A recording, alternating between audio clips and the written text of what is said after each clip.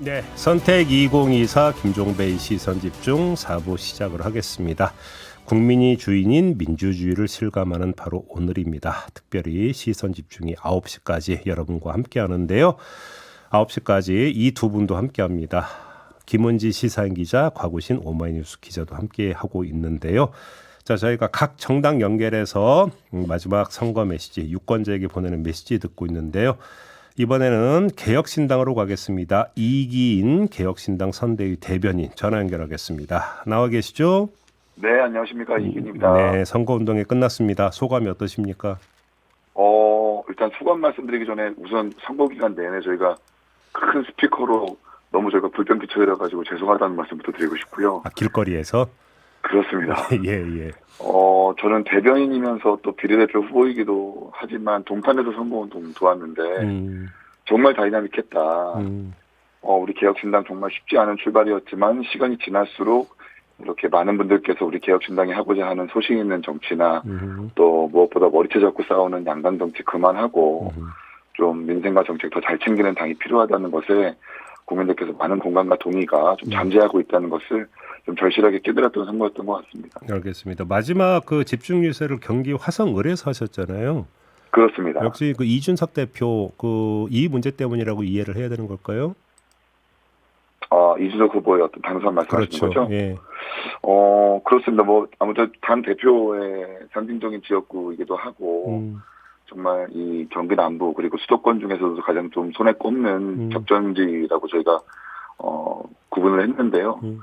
어제 분위기가 정말 근데 좋았습니다. 이런 말씀 드리기 뭐하지만 정말 대선을 방불케 할 정도로 한 1,000명 넘는 분들이 오셔가지고 유세장에 발걸음을 해주셨거든요. 그런 의미에서 정말 이 수도권 정당으로서 수권 정당으로 나아가기 위한 수도권 정당으로서 정말 의미 있는 지역구인 이준석 후보 지역구에서 집중 유세했다 이렇게 말씀드립니다. 알겠습니다. 뭐 어차피 이제 오늘 밤이면 이제 투표함이 개복이 되고 결과가 나올 테니까요. 그 결과는 좀 지켜보도록 하겠고요. 예. 개혁신당이 설정했던 이번 총선의 의미는 뭐였을까요? 이번 의미는 아무래도 정권 심판의 의미도 있을 것인데 아무래도 정권 심판을 정말 잘하는 정당이 어디 있느냐라는 것을 판별하는 것이 국민들에게 분명히 있었다라고 생각을 합니다. 많은 의석수를 가지고 있었어도 정권을 제대로 견제하지 못했던 야당이 있고 또 꼼수 비례정당으로 정부를 견제하겠다고 나섰던 당도 있는데 제대로 이 정부를 견제할 수 있는 세력을 찾아내는 것이 이번 선거에서 국민들께 큰 의미로 자리하고 있다고 생각을 하고요. 한편으로는 정권 심판도 중요한데 역시 저희가 만나본 유권자들은 작게는 우리 동네에서 크게는 우리 대한민국이 잘 살 수 있는 좋은 정치 해달라는 목소리를 가장 많이 들었거든요.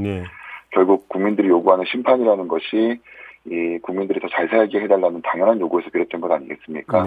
그런 의미에서 이번 선거야말로 어느 때보다 정권 심판과 민생이었다 이렇게 생각합니다. 선거 초기하고 이제 그 마지막 즈음에 가서 봤을 때 비교를 했을 때 어떤 제3지대 영역이 조금 좀 좁혀지지 않았느냐 이런 분석도 좀 있었던 것 같더라고요. 당에서는 어떻게 파악하고 계십니까? 아무래도 정권 심판론이 세게 불다 보니까 이 집권 여당의 지지자 그리고 큰 정당인 민주당의 지지자 분들께서 같이 정치인들뿐만 아니라 지지자까지 같이 좀 이렇게 일치화돼가지고 나서서 싸우는 바람에 사실상 대한민국 많은 국민들이 제3지대, 적절한 제3지대가 어디인지 좀 둘러볼 여유가 좀 부족했다고 생각을 합니다. 그런 의미에서 좀 제3지대가 좀 설 자리가 공간이 많이 없어져 보이는 것 같지만 그럼에도 불구하고 현명한 국민들께서 양당이 머리채 잡고 싸울 때 더 좋은 정당이 필요하다라는 공감대가 분명히 있을 거기 때문에 투표함을 열어보면 분명히 결과는 다를 것이다 이렇게 생각을 합니다. 그렇게 기대를 하시는 거고 그러니까 돌아볼 때 개혁신당 입장에서 이때가 좀 가장 중요했었던 것 같다 이렇게 이제 복귀를 하는 경우가 종종 있잖아요. 어떤 순간이었을까요? 아무래도 저는 이준석 후보의 출마를 좀 빨리 결정했으면 좋았지 않았을까. 당대표가 지금 당내 사정을 어떻게 정리하고 또 다시 소통하는 것도 중요하지만 한동훈 위원장 같은 경우는 불출마 선언했고 또 어떤 후보는 또 이렇게 정말 쉬운 지역구에 공천을 자처해가지고 나섰지만 예. 우리 이준석 후보 같은 경우에는 정말 어려운 지역구, 쉽지 않은 지역구에 공천을 선언하면서 이렇게 직접 나섰는데 그런 결기를 가장 먼저 좀 보여주고 국민들에게 메시지를 줬다면 좋지 않았을까라는 생각이 있었습니다. 아, 지역구 출마를 좀 더 빨리 결정을 했었으면이라고 하는 그런 아쉬움 알겠습니다. 개혁신당이 잡고 있는 목표 의석수는 몇 석일까요? 제가 선거에서 이렇게 배운 교훈이 하나 있는데 희망적으로 의석수를 특정해가지고 말하는 정당은 꼭 그 반대의 결과가 나오더라고요. 그래서 아무래도 오만하다는 평가를 들을 수 있는 부분이니까 저희는 그냥 다다익선이라고 말씀드리고 싶고요. 네. 다만 이제 양 당이 막 지난하게 소모적인 싸움할 때 그 중간에서 이렇게 거중조정자로서의 역할을 하락할 정도의 의석수를 달성했으면 좋겠다라는 말씀을 좀 겸손하게 드리고 싶습니다. 알겠습니다. 이제 마지막으로 우리 유권자에게 꼭 전하고 싶은 호소의 말씀이 있다면 어떤 걸까요? 국민 여러분, 권리 위에 잠자는 사람 보호받지 못한다는 말처럼 투표하지 않으면 나쁜 정치와 못된 국정 운영으로부터 보호받지 못한다고 생각합니다. 절망에 휩싸이는 대한민국에서 투표를 통해서 꼭 희망을 칠했으면 좋겠습니다. 알겠습니다. 자, 말씀 여기까지 듣도록 할게요. 고맙습니다. 네, 감사합니다. 네, 지금까지 이기인 개혁신당 선대위 대변인과 함께했습니다. 자, 개혁신당 문제도 역시 짚어야 되는데 아까 저희가 이제 새로운 미래를 이야기를 하면서 어떤 그 출범 과정에서의 진통 이게 또 개혁신당과 맞물려 있었던 문제잖아요. 이것이.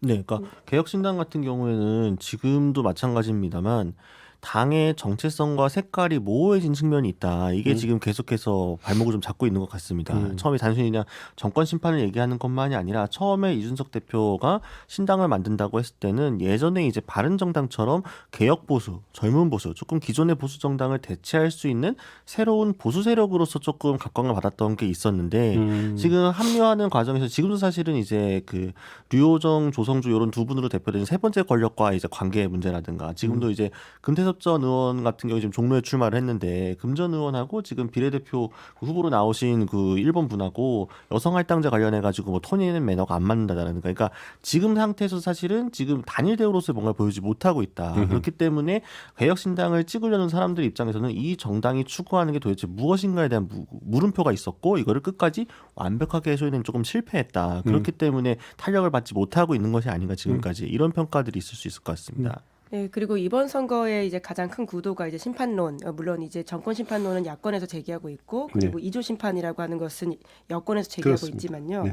여튼 이제 야당 입장에서는 선명한 정권 심판론을 내세우는 게 가장 큰 이제 선거의 무기라고 할 수 있는데, 특히나 이제 이준석 대표 같은 경우에도 이제 윤석열 대통령과 맞섰던 어떤 개인의 경험이 있기 때문에 어떤 심판론의 하나의 도구로서 이야기가 많이 되긴 했었습니다. 네. 그래서 본인도 계속 선거 유세에서 누가 당선돼야지 윤석열 대통령이 가장 좀 기분이 안 좋겠냐라는 취지의 이야기를 하고 있거든요. 이제 그런데 조국 대표의 등장을 통해서 이제 그것이 좀 상쇄된 지점들이 있다라고 하는 것이죠. 상대적으로 좀 더 선명한 정권 심판론 구도를 가지고 있는 제3지대 탄생이라고 하는 것이 개혁신당으로서는 이제 후반 이제 구도에 있어서도 조금 불리한 지점이 있지 않았나 싶기도 합니다. 결국 이제 그 고출력을 자랑했던 이준석 대표의 스피커 기능이 이제 어찌 본다면 첫 번째로 이제 한동훈 비대위원장의 등장. 속에서 약간 이제 출력이 떨어진 거 아니냐라는 어떤 그 사실 분석이 있었고 또 선거 어떤 중간 넘어가서는 조국 전 장관 등장.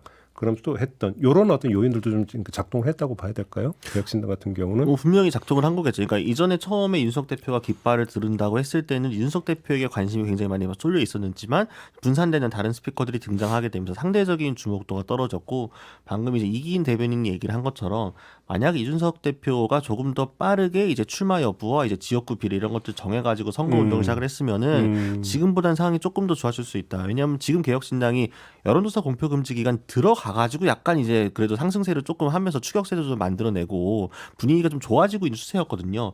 이 시간을 조금 더 벌었더라면 더 좋지 않았을까라는 아쉬움이 계속 있을 것 같습니다. 그건 이제 개혁신당의 주장인 거죠. 그렇죠. 개혁신당의 해석인 겁니다. 네, 물론 이제 선거라고 하는 게 이제 뚜껑 열어봐야지 안다라는 것 때문에요. 이제 개혁신당은 상대적으로 이제 막판 추세가 좋다라는 주장을 하면서 네. 열어봐야 된다 이야기하고 있는데요. 만약에 이제 이준석 대표가 이번에 당선이 되면 이제 하나의 선거의 이변으로 꼽힐 것 같긴 합니다. 특히나 이제 김종인 개혁신당 상임고문 같은 경우에는 그러면 이제 차기 대권주자 반열에 오른다라는 이야기를 하는데요. 다만 떨어질 경우에는 굉장히 정치적으로 어려울 것이다라고 김종인 전 위원장조차도 이야기하고 있는 건 사실입니다. 이제 낙선을 하게 된다면 어떤 스피커 출력 네, 같은 아무래도 경우도 이번이 첫 낙선이 아니고 이제 여러 차례 낙선의 경험이 있다 보니까 네. 원외 정치인으로서의 생존이라고 하는 것이 힘든 상황을 계속 지속해야 되니까요. 네, 득표율에 따라 조금 다를 것 같기는 한데요. 그러니까 졌지만 잘 싸웠다라는 게 뭐 정치권에 존재하는 거냐 뭐 이런 논란도 있긴 합니다만 기본적으로 몇 퍼센트 포인트 차로 공영훈 후보하고 좁혀가지고 이 대표가 떨어지느냐를 보면 지금 선거비 보전 넉넉하게 받고 그다음에 상대적으로 분등 상대에서 떨어지게 되면 초반 스타트를 생각했을 때는 이 정도 했으면 이준석의 개인기로 이만큼 했구나. 그럼 개혁신당 다른 이제 비례 득표에 도움을 줄 수 있는 거기 때문에 좀 가까이 붙어서 지게 된다면 뭐 아주 잃는 것만 있지는 않겠다 이런 해석도 알겠습니다. 가능할 것 같습니다. 네, 개혁신당 좀 그 상황 짚어봤고요. 마지막으로 이번에는 조국혁신당 연결하도록 하겠습니다. 김보엽 선대위 대변인 전화 연결하겠습니다. 나와 계시죠? 예, 안녕하십니까. 네, 조국혁신당 같은 경우는 선거 과정 내내 마이크와 유세차를 쓸 수가 없었던 거죠. 예, 그래서 출력이 좀 적었었죠. 저희가 지지를 호소할 방법이 마땅치 않았습니다. 네. 유일하게 할 수 있는 게 기자회견 방식이었는데요. 지지율이 상승한 이후에는 언론인들이 좀 현장에 나오긴 했지만 네. 초반엔 저희가 취재를 해달라 좀 부탁을 드릴 정도였습니다. 그런데 이제 이런 한계가 좋은 점으로도 작용을 했는데요. 네. 그 현장이 축제처럼 바뀌기도 하고 선거운동원들이 구호를 외치거나 노래를 못 부르니까 지지자들께서 먼저 구호를 선창해 주신 적도 있었습니다. 그래요. 아무튼 마지막 유세 장소로 광화문을 선택한 이유는 뭐였을까요? 광화문이 2016년에 박근혜 전 대통령의 탄핵을 이끌어낸 네. 촛불혁명의 현장 아닙니까? 네. 지금도 많은 국민들이 윤석열 검찰 독재 정권 때문에 못 살겠다. 조기 종식해야 된다. 이런 민심이 강하고요. 네. 그래서 그런 민심에 부응하기 위해서 마지막 유세 장소를 광화문으로 잡았습니다. 알겠습니다. 조국혁신당 같은 경우는 다른 정당에 비해서 비교적 분명하게 목표 의석수를 말씀을 해왔어요. 처음에는 예. 10석을 이야기하다가 막판에 10석 플러스 알파를 그러니까 말씀을 해오셨는데 예. 그 알파의 숫자가 그러니까 어떻게 되는 겁니까? 저희가 목표를 상향 조정한 적은 없습니다. 네. 여전히 목표는 10석이고요. 네. 10석 플러스 알파는 우리의 희망, 바람인 거죠. 근데 이제 여론조사 공표 기간 금지되기 전에 네. 여론의 흐름을 보면 조국혁신당이 국민의힘 위성정당 국민의미를 제치고 1등을 한 적도 있었고요. 윤석열 정권의 관건 선거 운동이나 그 친윤 언론들의 집요한 공격이 있었지만 지지율 상승 추세가 꺾인 적은 없습니다. 네. 그래서 저희는 그 지지율이 표로 이어지길 간절히 바라고 있습니다. 지금 대변인께서 지지율 상승 추세가 꺾인 적이 없다고 이제 말씀을 해주셨는데, 네. 그러면 지지율 상승 추세가 계속됐던 그 이유는 어디에 있다고 자칫 진단하십니까? 아무래도 지난 2년 우리 국민들이 정말 힘들지 않으셨습니까? 예. 이 투표를 통해서 심판할 날을 기다린 분들이 많은 것 같습니다. 그래서 무도하고 무능하고 무책임한 윤석열 정권을 심판을 하고 너무 퇴행하고 있는 거 아니냐. 지금 이 순간 멈춰야 한다. 이런 의미가 담긴 선거였다고 생각을 합니다. 그 민심에 저희가 잘 부응했다고 봅니다. 그런데 사실 국민의힘을 제외하고는 모든 정당이 정권 심판을 외쳤거든요. 네. 그런데 그러면 조국혁신당의 정권 심판은 어떻게 달랐고 어떻게 그 유권자에게 전달이 됐다고 생각을 하시는 걸까요? 저희는 굉장히 선명했고요. 네. 더 강하고 더 세게 행동하는 정당이 되겠다. 이런 게 많이 다가갔던 것 같습니다. 그리고 조국 대표가 가지고 있는 무게감, 신뢰감 이런 부분들이 유권자들에게 의미 있게 다가가지 않았나 싶습니다. 그래요. 총선 이후에 민주당과의 관계가 어떻게 될 것인지에 대한 이야기가 참 많이 나오고 있는데요. 조국혁신당 내부에서 혹시 관련 논의는 좀 하신 바가 있습니까? 아니요. 저희는 오늘을 위해서 앞만 보고 달려왔고요. 네. 저희가 계속 얘기했던 거는 민주당이 민주진보 세력의 본진이다. 이런 걸 주장해오지 않았습니까? 예. 그리고 아무리 성공을 해도 22대 국회 내에서 조국 혁신당이 소수 정당임을 피할 수는 없을 겁니다.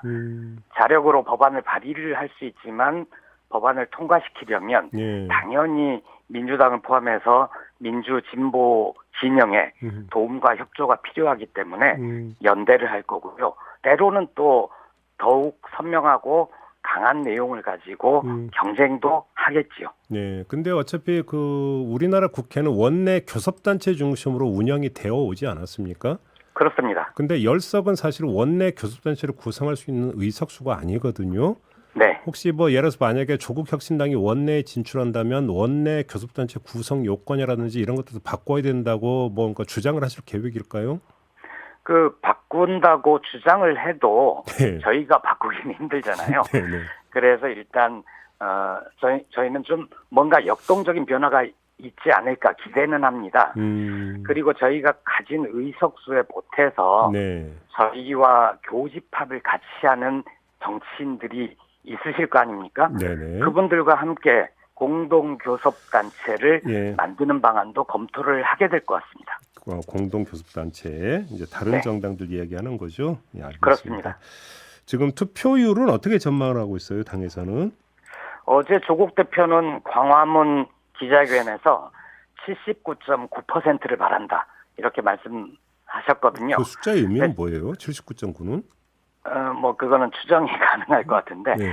저는 70% 초반이 현실적이지 않을까 싶고요. 네. 71.9%가 예. 되기를 기대합니다. 아, 그래요. 알겠습니다. 그건 이제 기대치인 것이고요. 그렇습니다. 알겠습니다. 자, 이제 마지막으로 유권자한테 꼭 전하고 싶은 호소의 말씀이 있다면 어떤 걸까요? 나 하나쯤이야 이런 생각 안 하셨으면 좋겠습니다. 한 표가 세상을 바꿀 수 있고요. 네. 격전지가 1% 미만, 3% 미만 이렇게 많이 언론에서 분석하지만 실제 과거 정치를 보면 두세 표로 당락이 갈린 적도 있고요.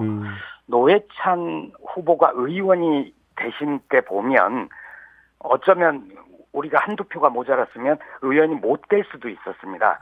어제 한동훈 국민의힘 비대위원장도 이런 표현을 쓰던데요. 부디 투표하라. 한 표가 나라를 구할 수 있다. 네. 저희도 적극적으로 동의하는 바입니다. 꼭 투표하시라. 이게 이제 마지막 메시지다. 이런 말씀이시네요.